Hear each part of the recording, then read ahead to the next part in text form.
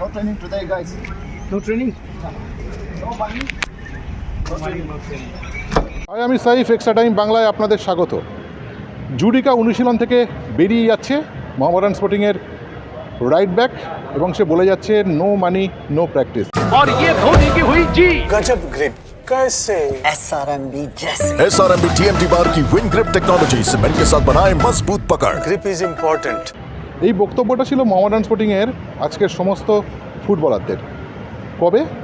একটা গুরুত্বপূর্ণ ম্যাচের আগের দিন চেন্নাইন এফসির বিরুদ্ধে ঘরের মাঠে কিশোরভারতী স্টেডিয়ামে খেলবে মোহামেডান, ঠিক তার আগের দিন প্রেস মিট হয়েছে, কিন্তু অনুশীলনে মোহামেডান স্পোর্টিংয়ের দল উপস্থিত কিন্তু অনুশীলনে নামলো না। ড্রেসিং রুমে তারা অপেক্ষা করছে। কেন? বক্তব্য হচ্ছে মোহামেডান স্পোর্টিংয়ের কয়েকটি মাসে নাকি পেমেন্ট সমস্যার মধ্যে রয়েছে। তাহলে কি সেই পুরনো মোহামেডান স্পোর্টিং, পেমেন্ট সমস্যা জর্জরিত মোহামেডান স্পোর্টিং আবার ফিরে এসছে? যখন কিনা দুটি রেজিস্টার্ড স্টেডি ইনভেস্টার রয়েছে মোহামেডান স্পোর্টিংয়ে, অথচ মোহামেডান স্পোর্টিংয়ের 61.1% শেয়ার দুটো ইনভেস্টারের কাছে থাকার পরেও আইএসএলে মোহামেডান স্পোর্টিং ফুটবলাররা পেমেন্ট পাচ্ছে না বলে অনুশীলনে নামছে না। কী ঘটনা আসলে ঘটেছে তারই একটি ছোট্ট রিপোর্ট আপনাদের সামনে আমরা পেশ করার জন্য এই ভিডিও।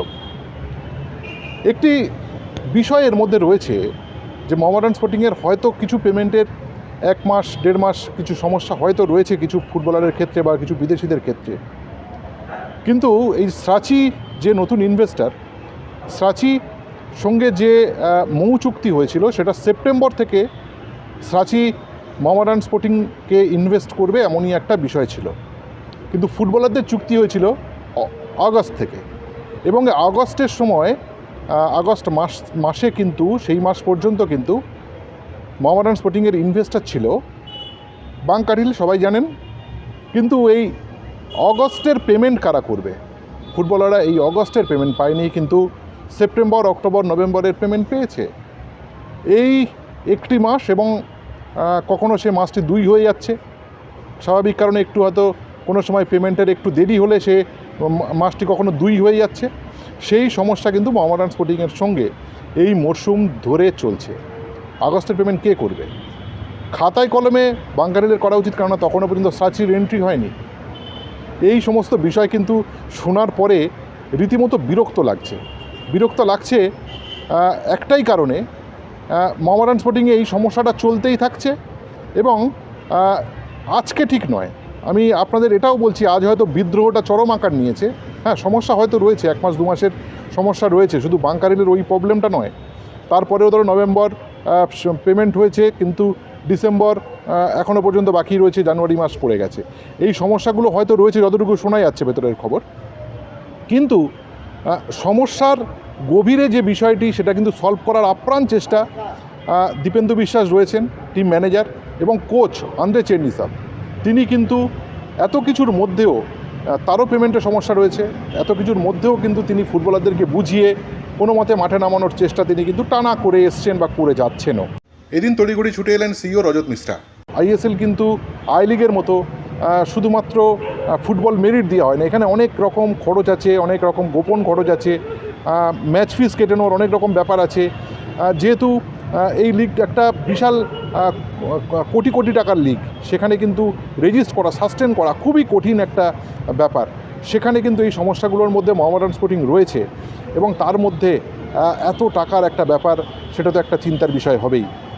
বছরে 30 কোটি টাকা দেবে বলে চুক্তি হয়েছিল স্রাচি স্পোর্টসের সঙ্গে, কিন্তু বাংকারিলের কোনো কর্মকর্তারা এই মুহূর্তে ফোন ধরছেন না, বিশেষ করে দীপক কুমার সিং কোনোভাবে ফোন ধরছেন না, ক্লাব কর্মকর্তারা মিটিং করছেন, কোনোভাবে ফোন ধরছেন না। এই অবস্থায় ফুটবলারদেরকে আগামী পরশুদিন, আজকে মঙ্গলবার অর্থাৎ বৃহস্পতিবার, ফুটবলারদেরকে ডাকা হয়েছে।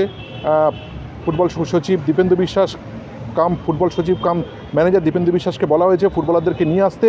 মোহামেডান স্পোর্টিং সভাপতি আমিরুদ্দিন ববি এবং ওয়ার্কিং প্রেসিডেন্ট মোহাম্মদ কামাল উদ্দিন, তারা ডাক করেছেন ফুটবলারদের, কোথায় কী সমস্যা ইত্যাদি ইত্যাদি নিয়ে তারা কিন্তু আলোচনা করবে।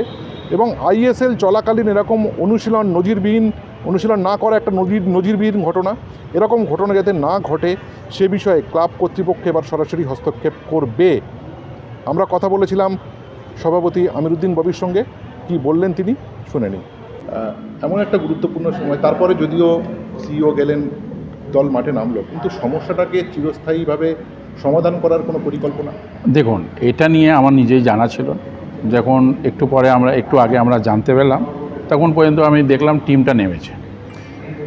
কারণটা কি সেটা নিয়ে আমরা আলোচনা করছি। আমি ইনভেস্টরের সঙ্গে কথাও বলেছি, বলছে না টিমটা নেমেছে, প্র্যাকটিস করছে, কালকে খেলাও আছে, কালকে খেলাও খেলবে। যদি কোনো রকম কিছু থাকে, কনফিউশন থাকে, সেটা নিয়ে আমরা বলেছি পরশুদিন আমরা এখানে 6টার সময় টেন্টে একটা মিটিং রেখেছি। সব প্লেয়ারদেরকে নিয়ে বসবো, ইনভেস্টরকে নিয়ে বসে নিয়ে কি আলোচনা করব সেটা দেখা যাবে। কোন জায়গায় অসুবিধা হচ্ছে, কিছু কনফিউশন থাকে, সেটা নিয়ে আমরা ক্লাবে নিয়ে বসে আমি তাদের সঙ্গে কথা বলবো। সেটা অলরেডি আমি প্লেস করে দিয়েছি, ওদেরকে বলেছি কি প্লেয়ারদেরকে নিয়ে আসবে। প্লেয়ার 6টার সময় পরশুদিন এখানে আমরা একটু বসে আলোচনা করব।